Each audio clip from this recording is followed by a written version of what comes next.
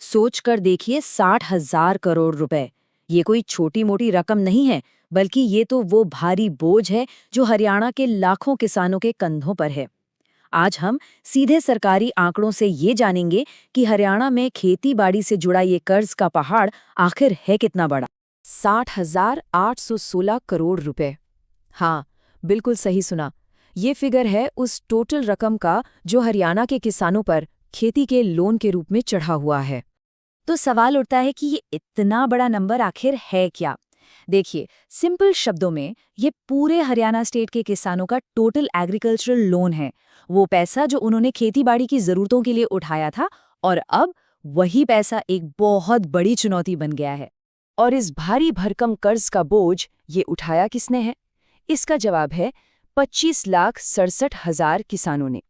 जरा सोचिए तो, 25 लाख से भी ज्यादा लोग इस कर्ज के जाल में फंसे हुए हैं।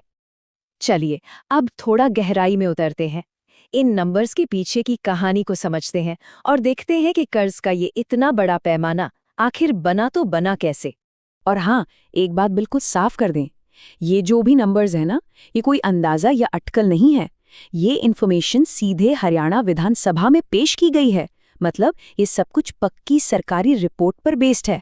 तो ये तो हो गई पूरे स्टेट की बात, लेकिन अगर इसको हम हर एक किसान के लेवल पे लाकर देखें तो तस्वीर कैसी दिखती है।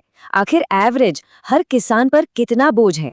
करीब करीब 2,36,000 रुपए। ये है वो एवरेज रकम जो हरियाणा के हर कर्जदार किसान के सर पर है। जैसे ही ये नंबर सामने आता है, वो बड़ी सी समस्या अचानक से थोड़ी ज्यादा पर्सनल लगने लगती है ना? लेकिन एक और सवाल है, क्या ये बोझ पूरे स्टेट में एक जैसा बराबर बटा हुआ है, या फिर कुछ जिले ऐसे भी हैं जहां हालात कहीं ज्यादा गंभीर हैं? चलिए इसी का पता लगाते हैं। तो अब देखते हैं जिलों का हाल। हम क्या करेंगे, एक तरफ रखेंगे सबसे ज्यादा कर्ज वाले जिलों को और दूसरी तरफ सबसे कम वाले, ताकि इनके बीच का फर्क एकदम साफ साफ नजर आए। एक तरफ है सिरसा और दूसरी तरफ फरीदाबाद, और इन दोनों जिलों की कहानी में जमीन आसमान का फर्क है। देखिए, सिरसा में लगभग 2 लाख किसानों पर 6,360 करोड़ का भारी कर्ज है। वहीं दूसरी तरफ फरीदाबाद में टोटल कर्ज सिर्फ 520 करोड़ है। ये जो अंतर है ना, सचमुच चौंकाने वाला है। इसको अगर आसान भाषा में समझें तो इसका मतलब ये हुआ कि सिरसा में फरीदाबाद के मुकाबले 12 गुना से भी ज्यादा कर्ज है। सोच सकते हैं, 12 गुना। ये आंकड़ा साफ साफ दिखाता है कि स्टेट में कर्ज का बोझ कितना ज्यादा अलग अलग तरीके से बटा हुआ है। तो ये तो बात हो गई सबसे ऊपर वाले और सबसे नीचे वाले जिले की। चलिए अब एक पूरी झलक देखते हैं कि टॉप और बॉटम की लिस्ट में और कौन कौन से जिले शामिल हैं। जरा इस लिस्ट पर नजर डालिए। टॉप 5 में कौन है? सिरसा, हिसार, करनाल, फतेहाबाद और जींद।